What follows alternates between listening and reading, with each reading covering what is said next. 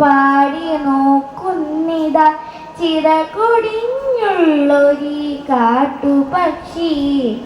മഴുതിന്ന മാമര കൊമ്പിൽ തനിച്ചിരുന്നൊടിയാ ചിറകു ചെറുതിളക്കി.